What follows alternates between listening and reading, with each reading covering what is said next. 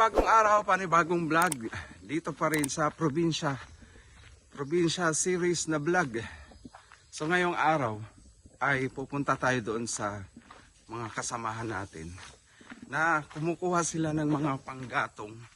Dahil dito sa probinsya, kung wala kang gasol para makatipid na rin, kailangan gumawa tayo ng paraan para makakuha tayo ng panggatong.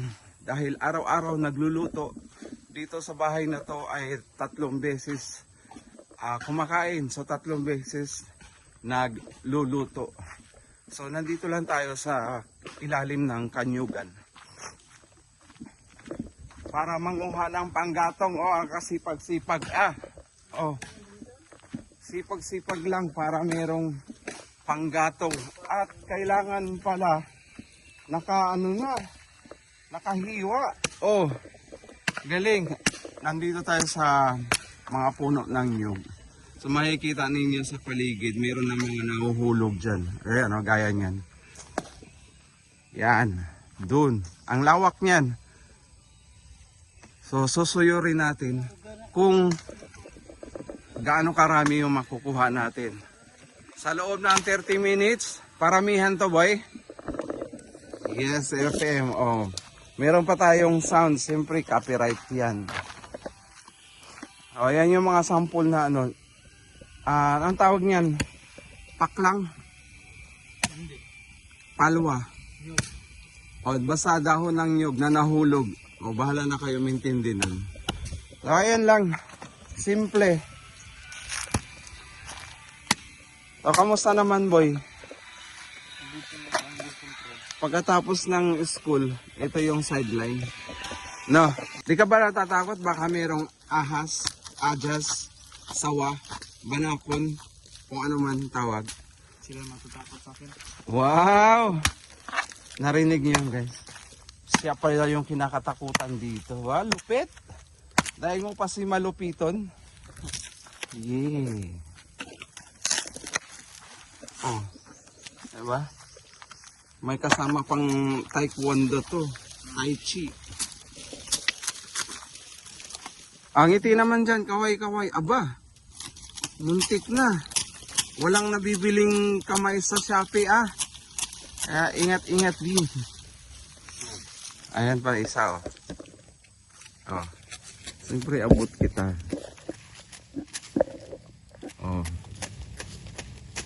Meron pa isa dun. Grabe kung hindi yan mapupuno yung kanilang Mercedes-Benz. Yeah.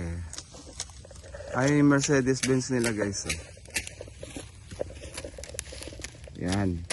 Siguro mga 2 ganyan. Ayos na yan. 1 linggo. Dahil araw-araw talaga nagluluto. So araw-araw nababawasan yung kanilang nakukuhang panggatong. Yeah. At doon naman sa bandang dulo guys, taniman ng papaya naman yan. Merong naglalagay yata ng abono o nag-harvest. Nag-harvest. Boy, ano bang pakiramdam sa magaganyan? Subukan ko nga kung maganda bang gumawa ng ganyan talent. So, may try? Gusto ko mag-try. Later in 1 minute. Yeah. Tai Chi. Kasama yan? O iniiwanan yan? Iniwan na lang yan. Bakit? Dapat kasama yan, boy. Patry nga ako. Sige, guys, meron akong video. Hindi, yan Ito. Pero lilinisin muna.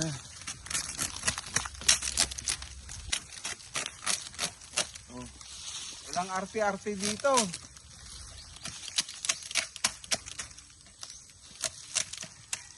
Pwede pa to? Pwede. Dapat po yung meron kang guwantes. Wala nga arte-arte. Paano nagagwantes? Hindi na ako. panira ka ng ano ha. Panira ka ng vlog ko ha. Oh. Tapos, tatanggalin natin yung ulo. Base sa expert lang gumagawa nito guys. Dito? Oh, O dito? Diyan lang, diyan. Ano yun? Tapos gano'n. Hiya! Ah! We! Sorry! Aray ko. Aray mo! Okay na to. O, bali-baliin pa. Doon na? Doon na, doon. Ba't mo nilagay sa daanan, boy? Ay, isa pa. Ganiri ulit. Focus na sa akin, boy. Ganito, oh. Ah, di ba ano to? Walis tingting. Hindi naman pwede yan. Dahil, bakit hindi pwede? Ano pa? Baby pa. Yeah, baby. Ay, musta? Kailan balik Jinsan?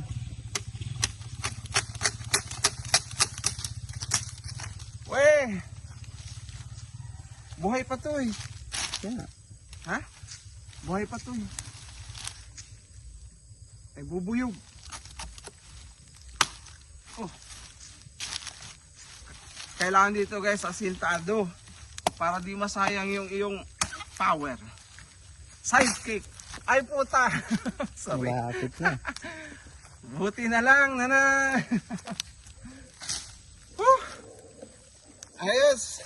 Okay lang. Pinatay mo. So yun, sample pa lang yun. Pero kung aabutin ka ng kaseryosohan at ito yung magiging hindi naman hanap buhay, isa sa paraan na magkaroon ka ng hanap buhay, pwede rin naman siguro ibenta, no? Pwede ito ibenta, boy. Magkano isang kilo? Kilo ba? O paano ba? By piraso? Sa isang, ano, 20? O... Hindi ko alam magandang presyo ngayon. Pero may nagbibenta, nagtitinda. Pero yung kahoy na ano? Yung kahoy mismo, hindi itong palwa o dahon ng nyug. Guys, puntahan naman natin yung isang kasamahan nila. Kung anong paraan ng kanyang paggawa niyan. Kasi bawat tao mayroong kanya-kanyang paraan kung paano gawin at ang mga teknik. Uy, ingat din, merong ano, merong ebs ng cows.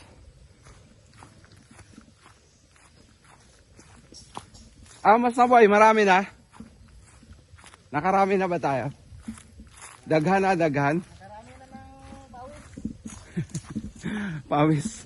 Pawis pa lang na ipon mo. Pa lang. Okay lang, sama kita.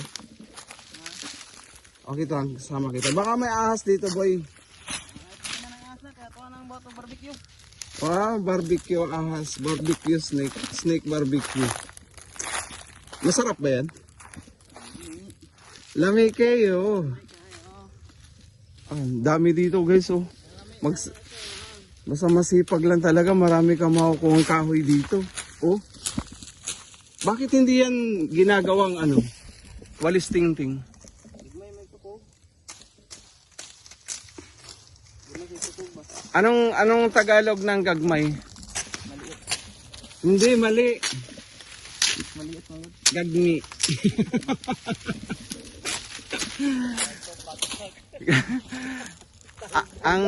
ang gagmay maliit, ang dako at saka gamay. Pero may bago ngayong viral guys sa ano, mga kalokohan. Ang Tagalog daw ng gagmay, gagmi, at saka yung dako, dagki. Ang galing, di ba? Pinoy yan, Pinoy. Ang tataba ng mga utak ng Pinoy minsan. Oh.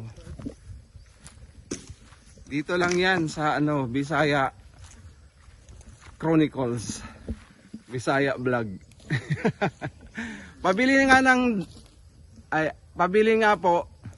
Sabi ng bata. Ano yon? Sabi, ay Tagalog. Sabi, ano bang Tagalog ng ano, dagum? Sabi, hindi niya alam ang ibig sabihin ng dagum. Needle yun guys, yung ginagawa ang pantahi ng damit. Sabi niya, pabili nga po ng dagim. Dagim? May Tagalog ba ng dagim? Dagum? O di dagim daw. Tapos sabi ng tindera, gaano kalaki? Yung gagmi. O, yung gamay lang daw. Diba? Galing. Ba't ayaw mo kunin to? Ang dami na ah. Alanganin? O guys, mayroon din palang ano, hindi pala lahat na mga panggatong ay kinukuha. Meron din palang ano, kinukuha sila ng magandang klase. Pwede na to, ano lang, ibilad. Kagaya doon sa nilagay doon, no, pinatayo lang. Tapos siguro after 1 week, pwede na yun putol-putulin. At siyempre, igatong na yan. Meron dito guys, o baka. Malaking baka at saka maliit na baka. Siguro anak niya to. Oh, congrats sa atin pag di tayo habulin ng baka na to. Oh. Pero marang kulang sa nutrition yung baka eh. Oh. Kita na yung ribs. Yeah. Dinistansya lang ako kasi baka mamaya habulin tayo. Nakatingin na eh. Nakatingin na oh. Sabi niya, sino ba tong mga nandito sa paligid? Parang nanay nga to eh. Nanay ba? O nanay nga. Ito yung anak oh. Hawakan natin. Kung pwede hawakan yung maliit na baka. Sino yun? Ay. Maliit na baka. Biki. Pag maliit na baka, Biki. Ayop na yan. Oh, maliit pa lang nakatali na, kawawa naman. Dapat hindi siya nakatali. Oh, hanggang baywang ko pa lang yan. Me. Ginawang kambing yung baka. At isa siyang lalaki. Ano bang tawag sa calf? Hawakan natin guys. Subukan natin hawakan. Ayaw. Medyo ano, hindi tayo kilala siguro.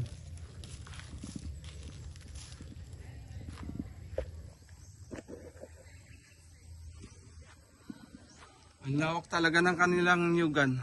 Siguro ang may-ari nito mayaman na. Sana all mayaman. Ang dami ding bunga eh.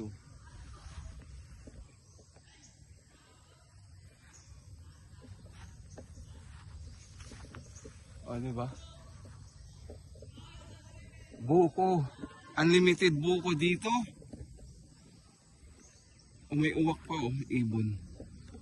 Ibon mang malayang lumipad. Kaso lang uwak to eh. Hindi daw masarap ang meat ng uwak kasi mostly ang kinakain kapwa niya ibon or mga patay na mga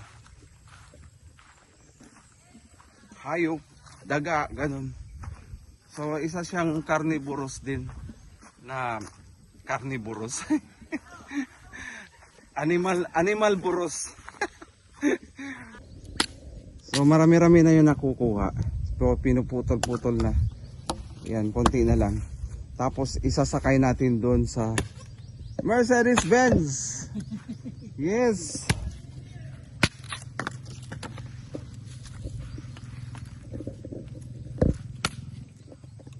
Guys, ilalagay na natin doon sa kariton. Sa Mercedes-Benz. Ayan, kailangan magandang pagkalagay para maraming mailagay.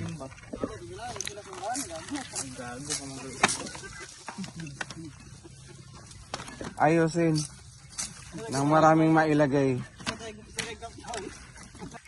Tulong-tulong na para mabilis. Bilis! Sinigawan. Ganun boy, wag mo sigawan. Nagmumukhang tanga eh. Joke lang.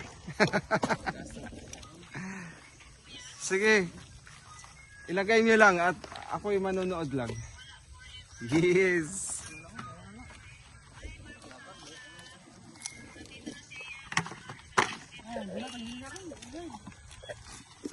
Sama ka ta? Sige.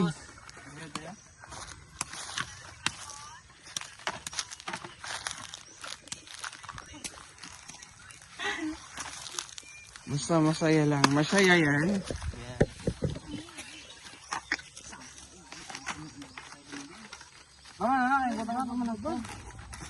Style. Maganda na yung naumpisahan mo. Ba't mo sinira? Sira ka ba, boy? Sira ba to? Medyo may sira. Ay, medyo lang. Grabe. Buo yan, buo. Ano yan? Ano yan? Paminta? Wasak? Pamintang wasak. Pabili ng pamintang wasak. Hindi, durog yun. Konti lang.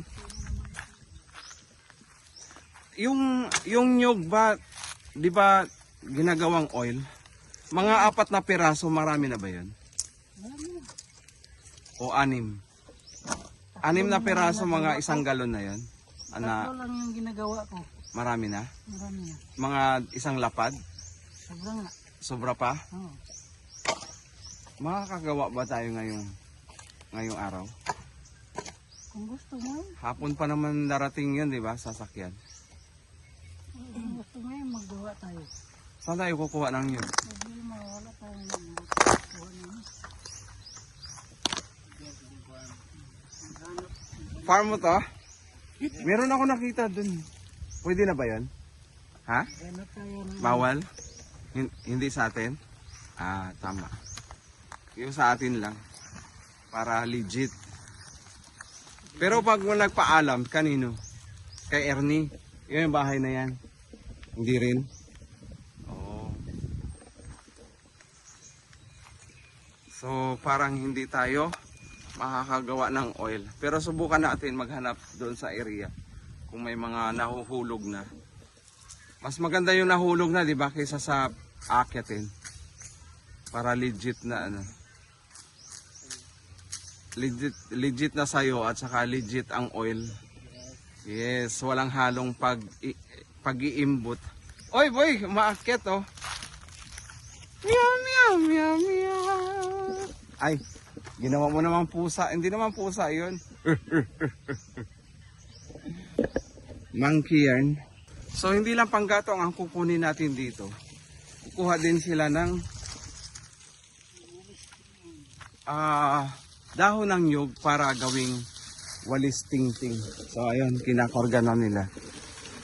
Ano yan, napili na yan guys na tuwid, hindi bali, hindi putol. Ayan. Ganyan. Para isang biyahian. Oh. Diba? Ang puno ng nyug, halos walang naitatapon basta marunong ka lang gumawa ng kapirahan. So gaya niyan, simpleng dahon ng nyug. Pero kapag ititinda, ibebenta na sa merkado. Yung isang walis ay nagkakahalaga ng 30 pesos o 30 pesos, depende sa lugar. Meron din sa city, mga 35 na. Pero wala akong nakikita ang tinda nito sa mall. Mostly sa palengke lang talaga. So patunay lang yan na legit ang mga gawain dito sa probinsya. Dahil sa panggatong pwede naman ibenta at ang paggawa ng walis tingting meron ding pera. Alright, so papunta na tayo sa bahay, pauwi na. Yes! Diba? Sabi nga nila, pinupulot lang yung pera. Legit naman yan, kaso lang, paghihirapan muna para magkaroon ng kaperahan. Tsaga-tsaga lang, saan mapupunta yan eh. Diba?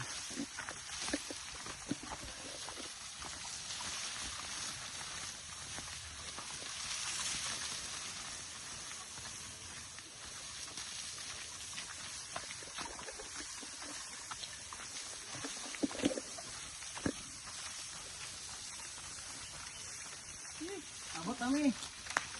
Guys, i-deliver na naman sa factory guys. Ayan na. Deliver na naman Dito sa factory guys. Ang mga ulista guys. Ang lokay guys.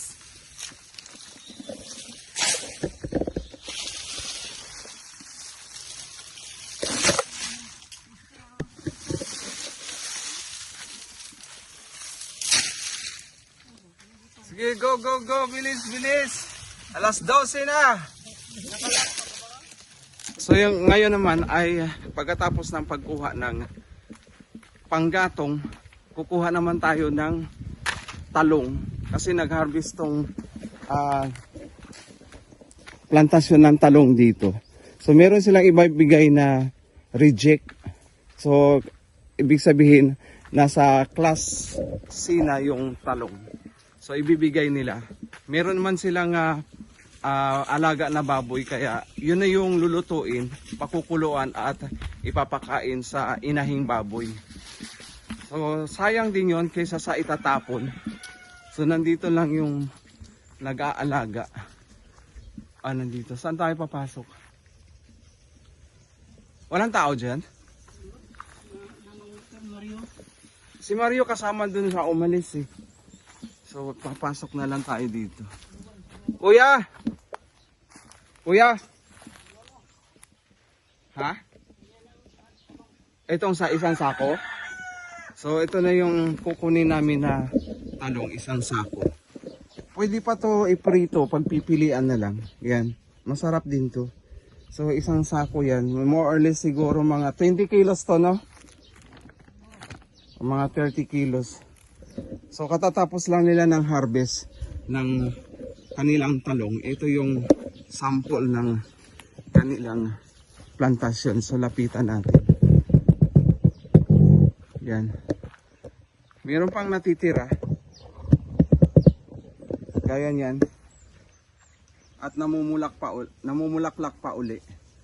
So yung mga iniwan na yan, palalakihin muna. Baka sa susunod, after 6 days, mag-harvest sila uli. So malawak yan.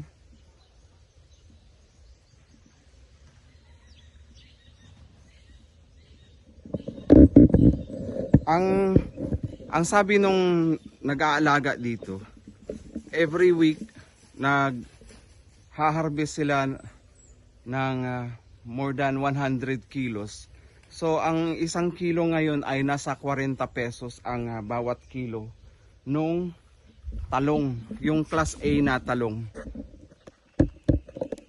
So ganyan ang anihan dito sa kapag meron kang alagang talong. So kung 100 kilos ang makukuha mo sa isang harvestan by 40 pesos per kilo. Aba, malaking pera yun. Tapos 2 beses sa isang linggo mag-harvest. So